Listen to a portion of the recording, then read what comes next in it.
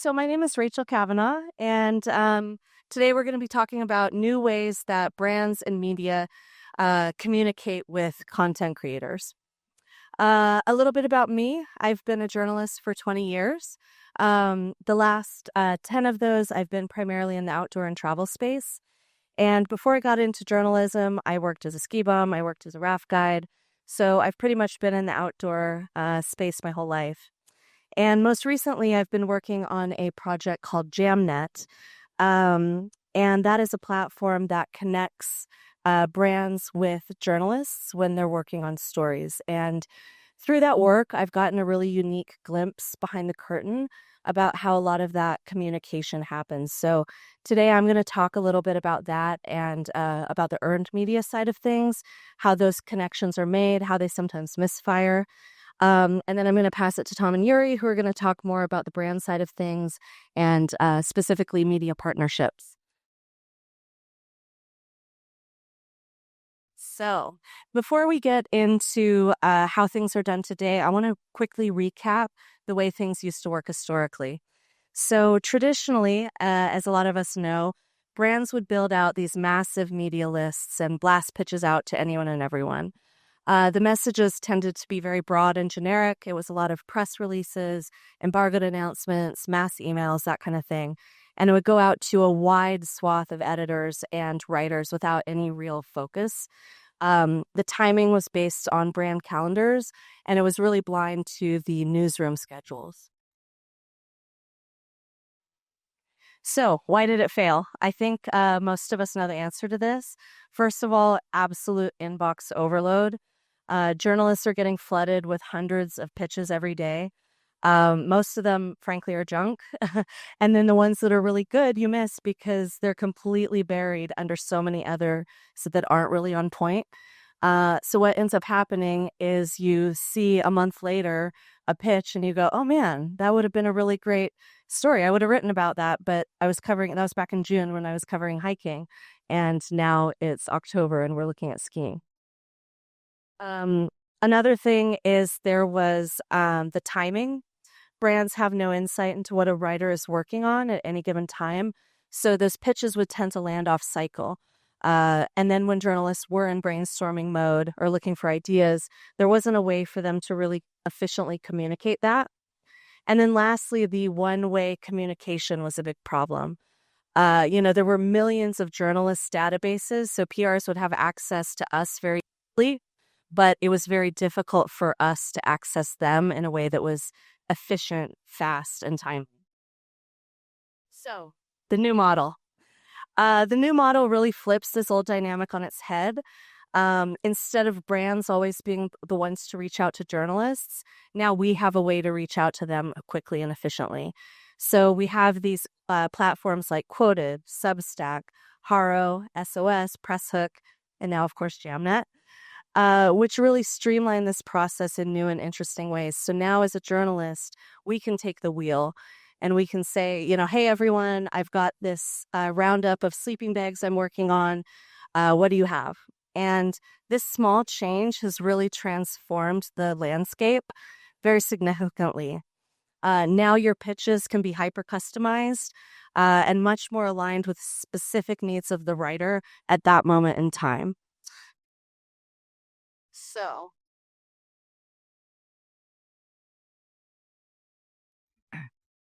now we reach the point in the presentation where we get to the plot twist. So now we have all of these new tools, but what we're seeing, or at least what I'm seeing being kind of behind the curtain and watching how that communication unfolds, is that having better tools doesn't necessarily mean that we're communicating with each other better. There's still a lot of pitfalls.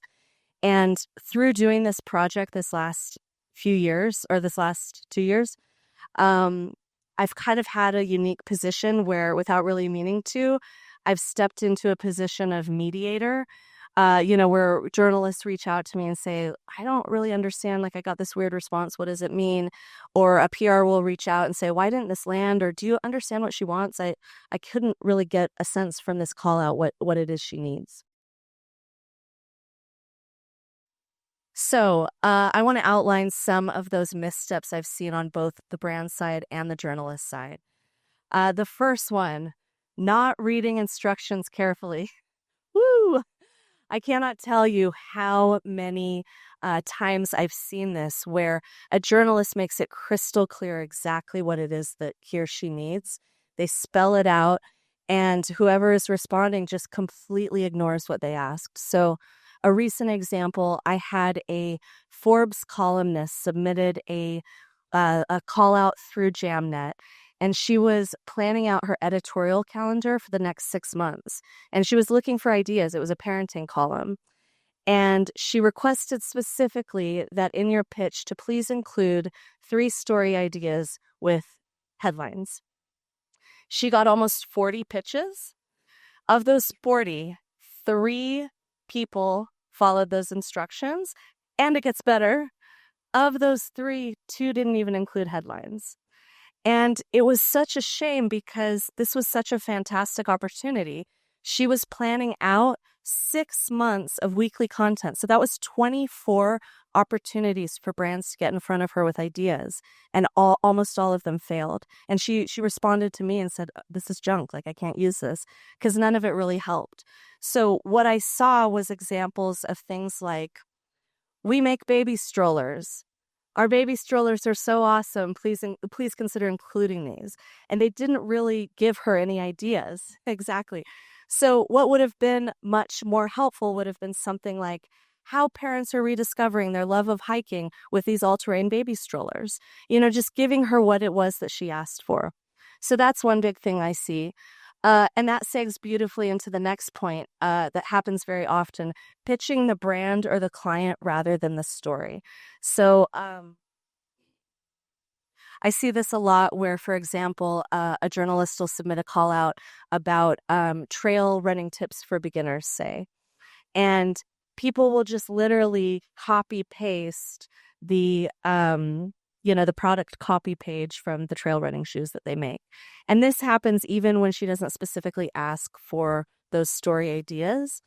So I think in general, whether you're following a call out or you're just emailing a journalist because you've heard about something she's writing about, or even if you just know what their niche is and you're trying to pitch them, trying to find a way that you can tie in a story rather than just pitching your product really goes miles.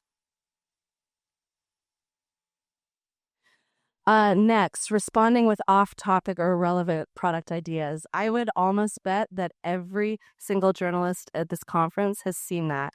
If you ever use any of these tools, where you submit a call out and you say, hey, I'm working on the best camping lanterns. And invariably, at least one, usually multiple PRs or brands will reach out and they'll say something like, I saw your call out for camping lanterns. We don't make camping lanterns, but we do make camping stoves. And it's so common. And I understand that instinct. I really do, because you see that a journalist is writing about something in your category. And I understand the urge to want to put your client on their radar. And every now and then that does work. Like every now and then it might happen that she's also working on something related. But it's really rare. And I think 9 out of 10 times what it does is it just annoys the journalist and it doesn't do anything for the relationship. So I would try to skip that. Okay, on to journalist missteps. We do it too. So one thing that I see the most, I think, from journalists, especially using these tools and these platforms, is not being clear, crystal clear about what it is you need. So I see this a lot where these submissions come in and they're so vague. And even myself, and I'm reading these every single day, I don't know what they want. And I have to go back into the raw data and try to sort out, like, why has she put this submission through? Does she want us? Is she just looking for ideas? Does she want a product? Does she need a product sample? Does she need an expert quote? What is it that she wants? And sometimes I have to actually email the journalist to get that clarity. So if you guys decide to use these tools as journalists, make it really clear what it is that you need.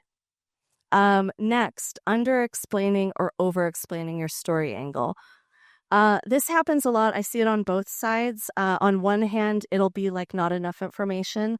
So they'll submit something like, the best, I'm working on mini grills or something like that. And, as a brand, they can kind of get the gist. And if they represent a company that makes grills, they'll probably reach out.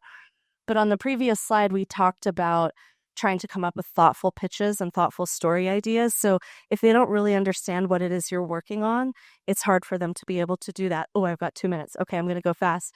The flip side of that is over explaining. So I've seen writers drop their entire outlines into these platforms before.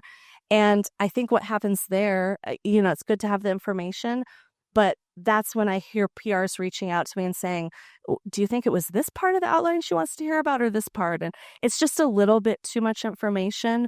I think the ideal pitch will have just enough context for someone to respond thoughtfully, but not so much that they get lost in it. And then, I'm running out of time. So just takeaways, be crystal clear about what it is you want and need, set proper expectations, and have patience with each other. Sorry, I couldn't hold my notes and the clicker at the same time. But anyway, I just wanted to, before I pass it off, just let you know that initially I had 6 or 7 missteps on each of these slides. And then I realized I had a 45-minute speech. So I couldn't, there's a lot to talk about here. So if you guys have questions, email me, hit me up, come talk to me after the show. It's a really meaty subject, and I'm in the weeds every day, and I have a lot of thoughts on it. So please be in touch.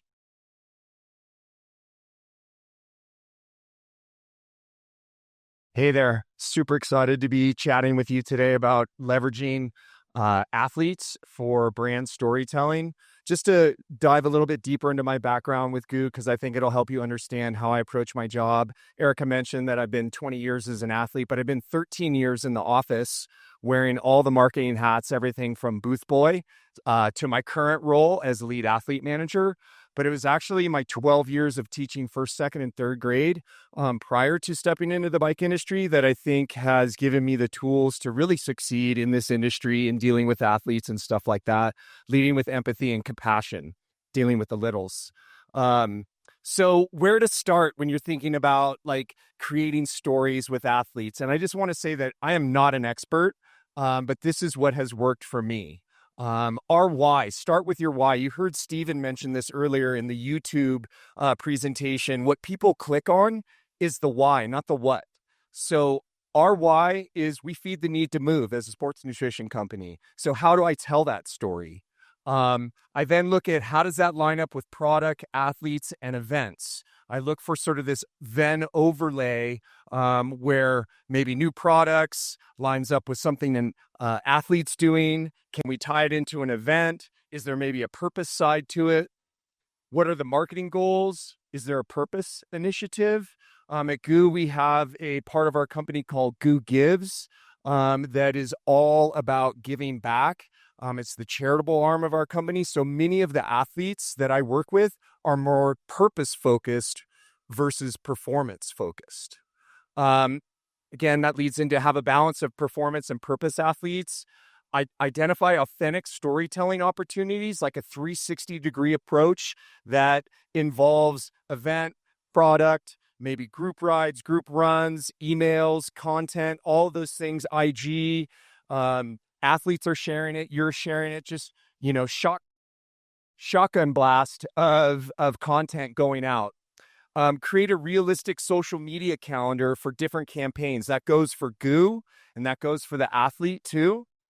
This is really important. Set clear, realistic goals for the athlete and brand deliverables and due dates. I want my athletes to be successful, just like I wanted my elementary school kids to be successful. So like arming them with the tools, the things that they will need to help bring whatever story you want to tell to life is really important. And then this is not me because I'm not very good on social media, but have a really multi-talented social team that can execute on the deliverables. What I look for in partnerships with athletes, good human is greater than social media metrics or podiums. That's the first thing that moves the needle for me. Like, I could care less how many podiums you've stood on top of. That really does not move it for me.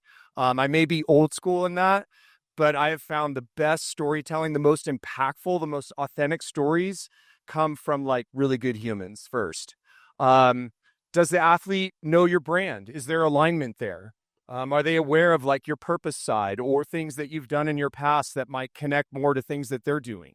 Um, this is a line that I used on Aaron Lutzy, who's somewhere in here, the Second Nature podcast. Athletes that are more complete and less elite. And what I mean by that is there something else to them besides being a performer. Maybe they have like a run club. Maybe they're a coach. Maybe they're a YouTuber. Maybe they have a podcast. Maybe they're a good writer. Maybe they're really good on social media. Are there other things that you can lean into besides just purely athletic performance? Many of my athletes, I will say, many of them are coaches, and I extend brand product deals to them to then pass on to their athletes, and it makes their athletes feel like they're sponsored too. Communication skills. This is like number one for me. Like, respond to the email, please. You'd be right? Like, it kills me. So I still have a foot in the athlete world myself. I interact with sponsors. It's not that hard to respond to an email. And you'd be surprised at how many folks have a hard time doing that. And I really value texting, emails, whatever it is, but communication is going to be the key to success.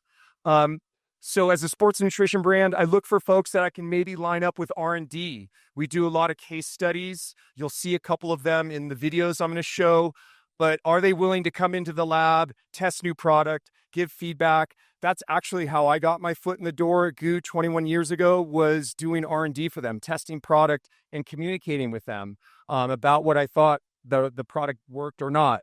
And then race calendar overlaps. So we have some tentpole events for us as a brand: Western States, Unbound, a few other events. And so when I look at athletes and brand storytelling, I look for some event overlap too, because that just gives us another touch point to highlight what they're doing. And you'll see that here in a second. All right. First athlete. Have anybody in here heard of Callie Vinson? Yay. That's awesome. She is amazing. She's a community builder. She and her partner, Scott, when they lived in Phoenix, had a run club called the Mug Club. They'd get together, I think, on Sundays, run with their local group. She's a relatable athlete, content queen. She is amazing on IG. And we first came together working with Rising Hearts, which is an Indigenous organization trying to give opportunities to athletes to participate at big events like Western States, which is exactly what Callie did. And you'll see a little bit of a video that we did with her. I'm only going to be able to show you like 30 seconds. Growing up, I'd heard from doctors saying, if you continue down this way, you're going to be staring down the barrel of an early death. I weighed 377 pounds. I was in a doctor's appointment in the waiting room, and on the table they had a Runner's World magazine. I opened it up. Inside, they were talking about the Western States 100-mile ultramarathon, and I was just like, what? People are running 100 miles, and they're running them on trails, and they're not sleeping. This is madness. And that became my dream. And I was like, okay, running. I've always hated this thing. If I can conquer running, then I feel like I could conquer anything. And I remember those first few steps, I was like, okay, this is fine. But I remember getting into it and just my lungs were on. Sorry, I can't show you more. But really amazing stories. So that brought together product, purpose, an event, because we worked with Rising Hearts. Those of you, anybody on our trail building day yesterday? We had our chews out there, and this year we're partnered with the Running Industry Diversity Coalition. Well, when we worked with Callie, we partnered with Rising Hearts and did a special flavor, raspberry lemonade. Portion of the sales went back to Rising Hearts.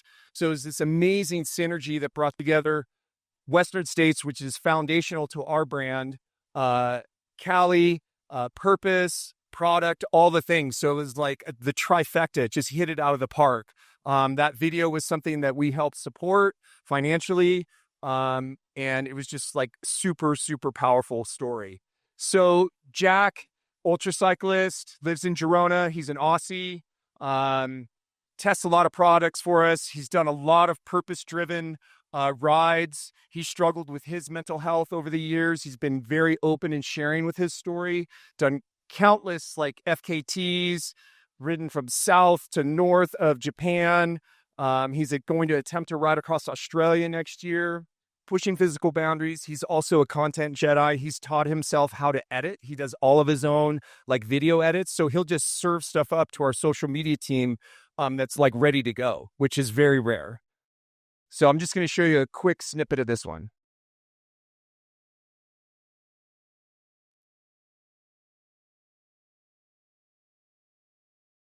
Oh.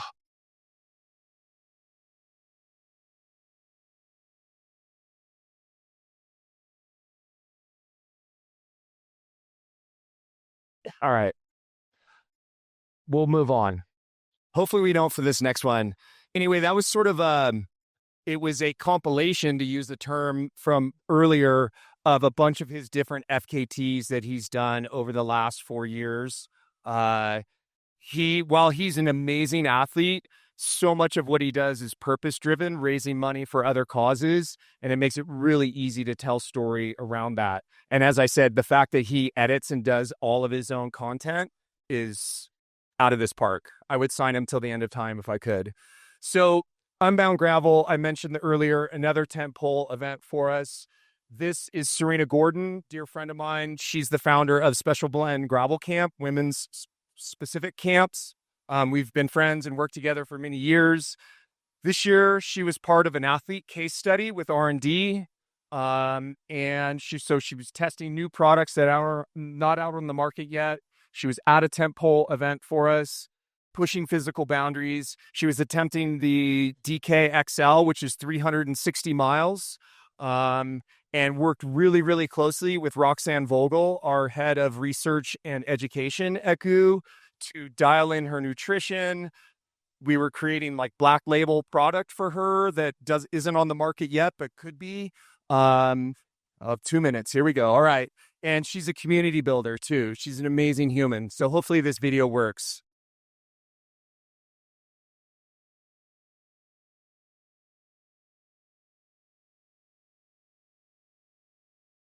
We don't get the opportunity in our lives very often to have a very succinct period of time that's transformative. And I know that in those 24 plus hours, I will change as a person. And the person that starts the race on Friday and the person that ends the race on Saturday is going to be different. And I don't know how, but I am so excited to open myself up to the possibilities of what's going to happen out there.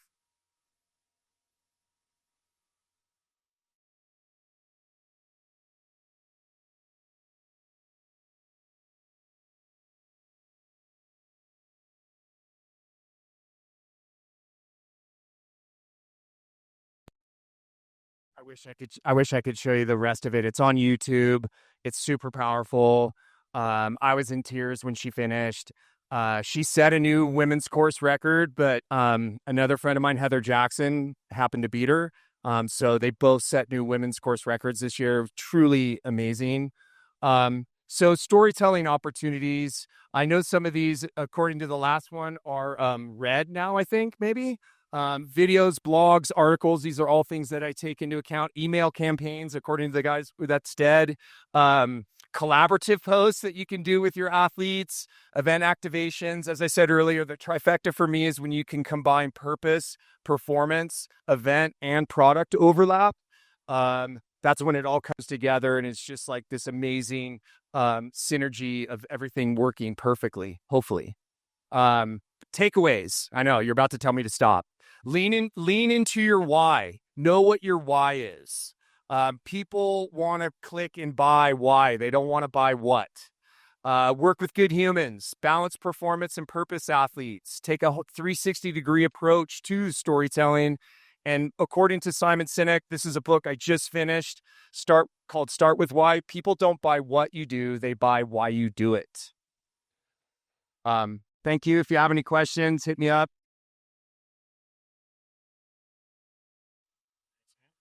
Thanks, Yuri. That was rad, and I watch a lot of the Unbound content, so I'll probably be on YouTube later.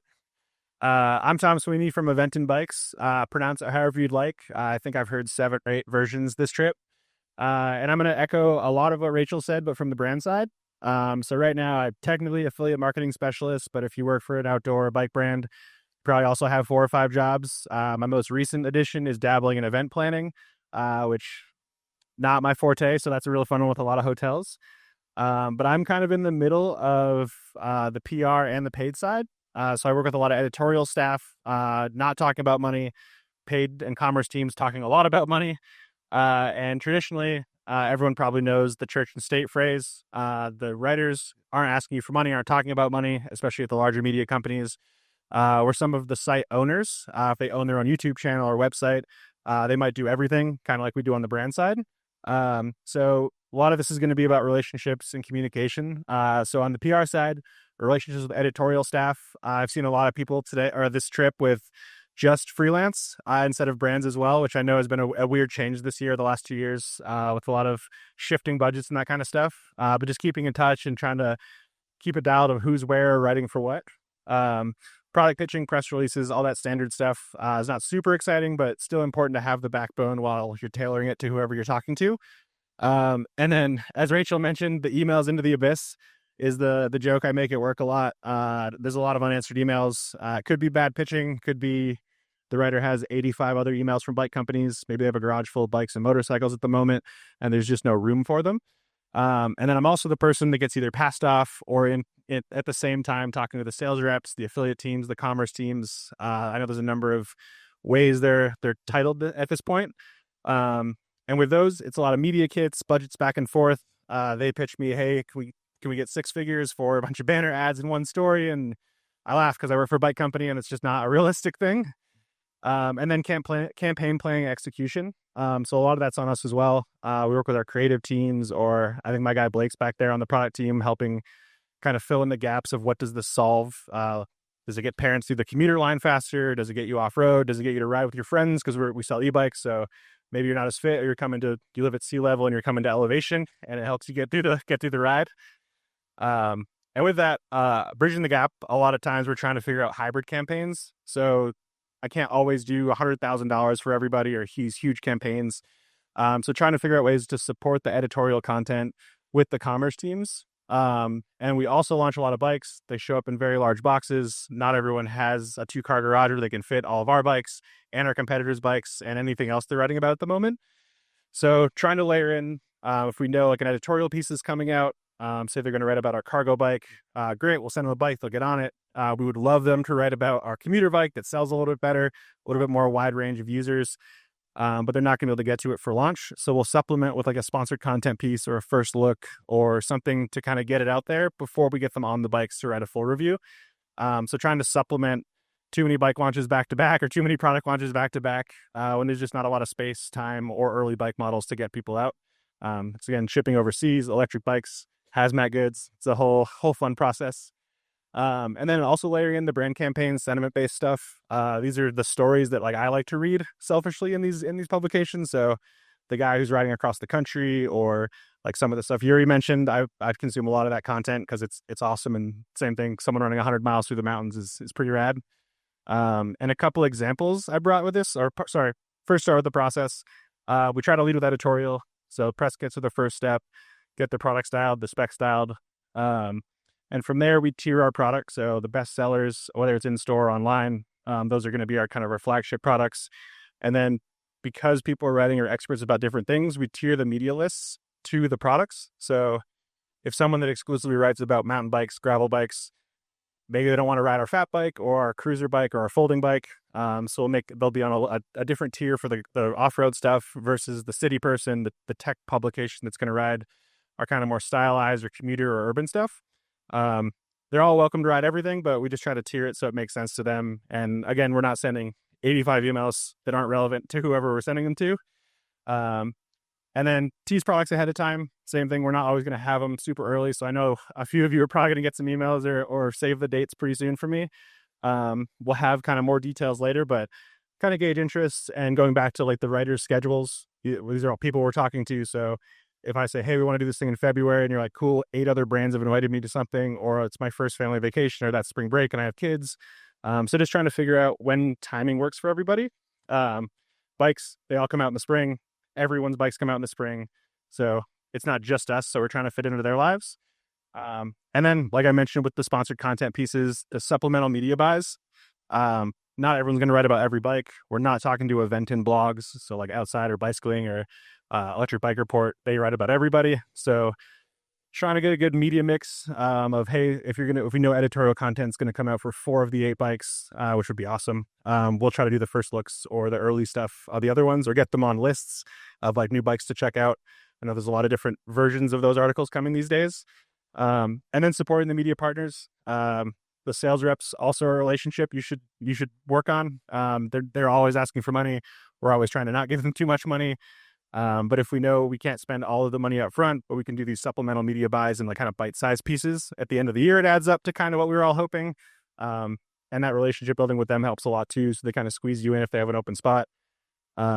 A lot of it's just communication and relationships. I know a lot of us on the brand side think about the editorial staff relationships and checking in on them, but your sales reps are usually an advocate for you too.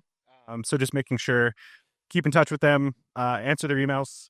There's a lot of back and forth of emails. So we had a couple Spider-Man memes on the media speed date where we were trying to figure out who owed who an email, which was fun. I think it was about 50-50. So we're all kind of buried right now, but it was nice that it wasn't just, I forgot to email you back.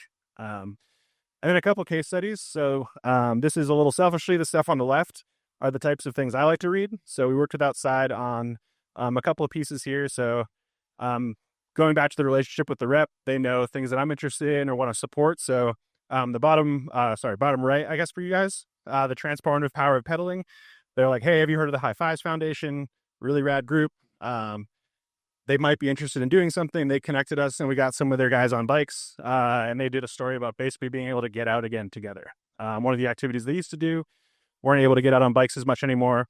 And then the other one, we just found this guy on Reddit. He decided to grab one of our e-bikes, a couple extra batteries, and rode across the country. Not a lot of people in our category are doing that. And we connected with him. He's this cool old dude, big deadhead, threw his headphones in and just kept pedaling until he ran out of battery. And then would charge. He would just sit there, read a book, and charge his batteries. And then on the left side here is kind of that supplemental piece I was talking about. So Alvin at Velo, a lot of guys with their $10,000 road bikes, they also need kind of a beater, for lack of a better word. And we're in the affordable category. So using the cargo bike as like their old SUV or that kind of thing to shuttle the kids around or do errands. That was a review we did. And then the Level 3 is it's our second best selling bike. So we wanted to make sure that first look was there as well for the audience. And that was the supplemental piece. So ton of coverage, completely different kind of vibes to it all. As the guy who reads content, I love the stuff on the right, and the other stuff is extremely necessary for my job. So this was a good mix. And then on a very different side of that thing, digital trends. So we have a lot of tech on our bikes. It's functional tech that I'm telling everyone. So it's not like AI bicycles or anything like that. And on one side, we did the review here. We flew some people out to Long Beach to check out the new bikes before they were out. And then going into the holidays, I know PGC performs crazy good. Everyone's going into that piece, so it feels less like an ad. So we did kind of a joint campaign with some written piece, a YouTube unboxing video that was whitelisted. And this was kind of old data now, but within 8 days, just the main video was to 25,000 views. The shorts were crazy. And we did multi-platform, so we moved it over to social media, some of our own channels. And it's just a way to get a ton of their audience's eyeballs on the content. So it supports the content performance benchmarks, supports us, gets a ton of their eyes on us, which is the whole point of working with some of these companies. Sorry, I'm losing my voice and trying to go fast. So yeah, this was just an example of more of the paid, like transactional, less storytelling, more product forward. Come check this out. And then a lot of this audience will then go to the more bike endemics, the Electric Bike Reports, e-bike escapes, to learn about the bikes and hear a lot of that first person riding and that kind of experience and see the testing. I'm getting the buzz. So this is kind of to sum it up, a lot of what Rachel was mentioning as well. It's all relationships. Everyone's super busy. Your inbox might get flooded, especially this time of year with Black Friday, all that kind of stuff. So try to respond as much as possible. On our side, it's a little wonky with the freelance thing, just to try to keep track of where everyone's at, check in how they're doing. I've had, I don't know, 50 or 100 calls in the last 3 weeks. We don't have any new bikes. There's nothing new. So we're just trying to check in and seeing how people are doing. What are your plans for the winter? In Portland, I have a bunch of media that I get to go like ride with or go grab a beer with. So seeing how their life's going. Maybe we go ride Vespas because a bunch of us do that as well. And then it's not just the editors and freelancers. They're super important.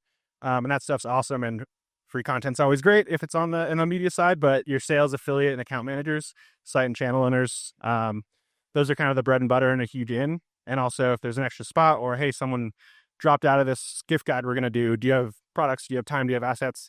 A lot of those opportunities come up last minute, just then thinking about you because you talk to them. And communicate frequency.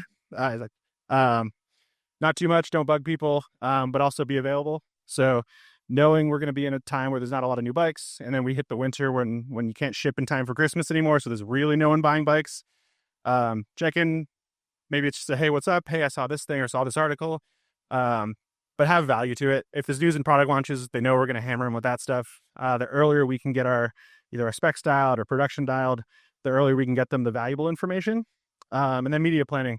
I rarely get the opportunity to see like a 6-month media plan from somebody, but if we know there's but if we know there's going to be a big theme like with the parenting stuff with our cargo bikes, they're an awesome way to skip the lines. So instead of sitting in traffic for an hour every morning, you can ride by everybody, drop the kids off safely, efficiently. It's way more fun for you and the kid.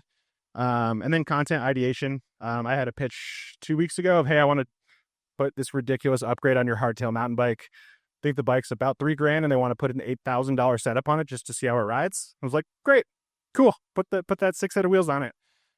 So that's coming to us just to produce more content and kind of showcase our products in different ways. But main theme is communicate, talk to people, answer emails as much as possible. I know we're all dreading our inboxes probably after being off it all day, but and there is the red light.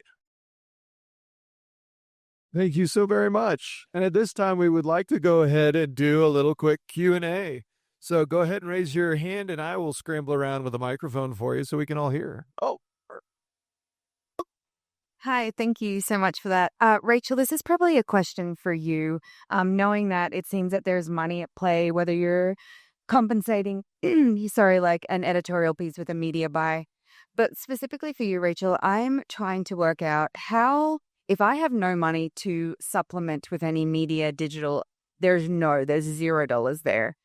And a lot of the writers that I talk to, they're like, I'd love to write about you, but I have to write about this brand because they're buying ads. How do you get past that to actually get brand awareness with these writers that we have a comparable product or a better product when I have no money to do anything else?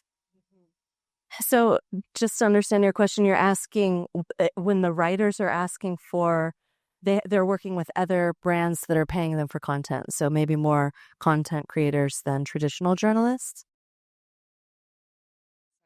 Sorry, what I've noticed about a lot of writers is they would love to write about me, but am I going to pay them for the article? Am I going to buy an ad in their publication? So it feels very much like a pay-to-play game for PR now. And I'm just trying to work out what are ways that you could counteract that. I've used the Harrows of the world. I have not used your site yet. But I'm just trying to get past the pay-to-play game. Yeah, I mean, I don't play that game, so that's hard for me to answer. I'm a freelancer, so I don't have that same the same needs, I guess. So I would just say joining some of those networks, whether it's Quoted or Haro or SOS or Jamnet as well, gives you that access to what you know is earned media.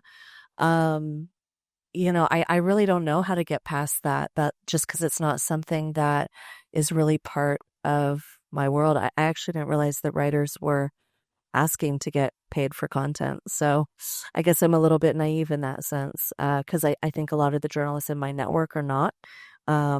So yeah, I guess maybe just trying to go after those more traditional journalists that I come from a print news background and, maybe seeking some of those who are truly in that earned media space, you might have better connections with.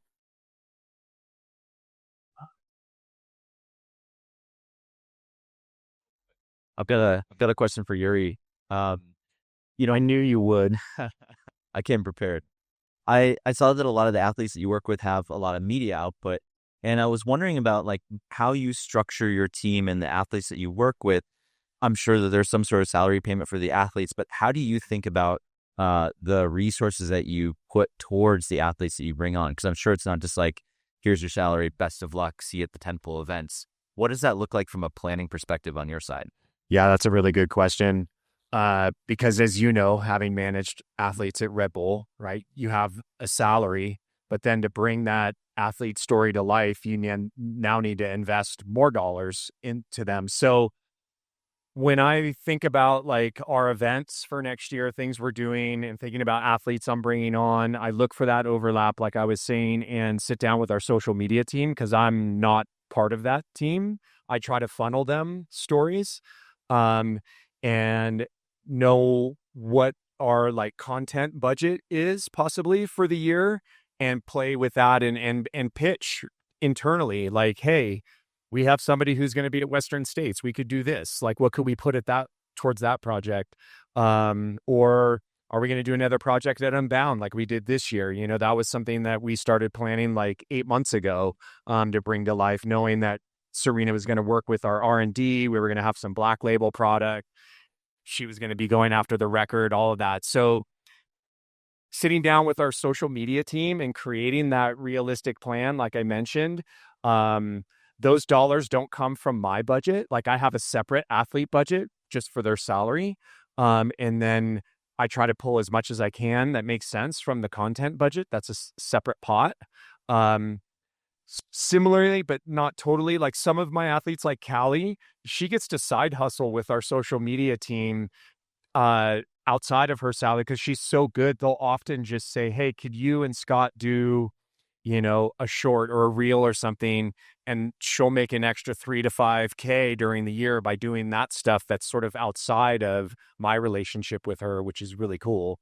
So back to your original question, like sitting down with our content team, knowing what storytelling opportunities I have with the athletes I'm looking at for 26, and then seeing how much money they're willing to give me. I don't know if that answered it or not, but All right.